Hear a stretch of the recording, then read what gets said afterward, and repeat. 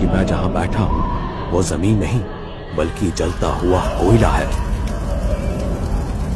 मुझे आग की गर्मी महसूस हो रही थी, पर मैं जानता था कि ये सब बस फरेब है उस हमजाद का जिस पर मैं काबू पाना चाहता था। वो 3 घंटे मेरे लिए दोज़ख की आग की तरह थे।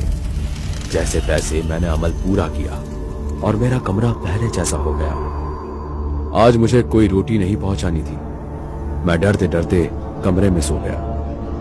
लगभग 1 घंटा बीता और मेरी अचानक आंख खुली। मेरे सामने कोई साया था। मुझे अंधेरे में उसका चेहरा ठीक से दिखाई नहीं दे रहा था। कौन हो भाई? और तभी उस चिराग की रोशनी उसके चेहरे पर पड़ी। मेरे सामने मेरी ही शक्ल का हूबहू एक शख्स खड़ा था। आज रोटी नहीं भेजी आपने?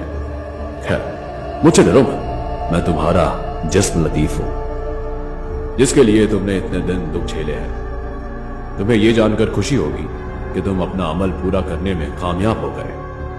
मैं तुम्हारा हमजाद हूं और अब से तुम्हारा हर हुक्म निभाऊंगा, पर इससे पहले मेरी कुछ शर्तें हैं जो तुम्हें माननी होगी। कैसी शर्तें? तुम मुझे कभी भी नापाकी की हालत में नहीं बुलाओगे। अगर तुमने कभी मुझे नापाकी में बुलाया तो मैं नहीं आ पाऊंगा। कि हमजाद एक रूह होती है और रूह पाक होती है। इसके अलावा एक और सवाल, मैं कितने समय तक तुम्हारा गुलाम रहूंगा यह तुम्हें अभी बताना होगा। 100 बरस। 100 बरस के बाद मैं तुम्हें आजाद कर दूंगा।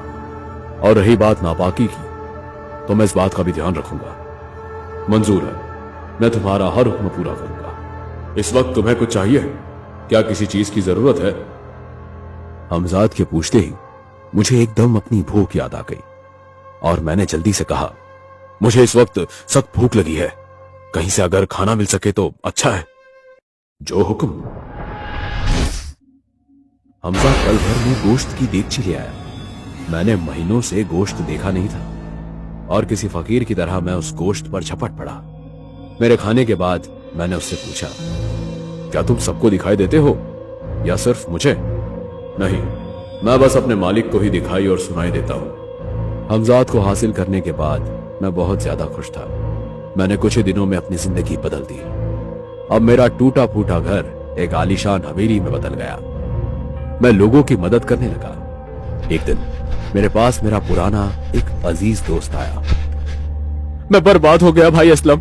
वो चोर मेरा सब कुछ छीन कर भाग गया।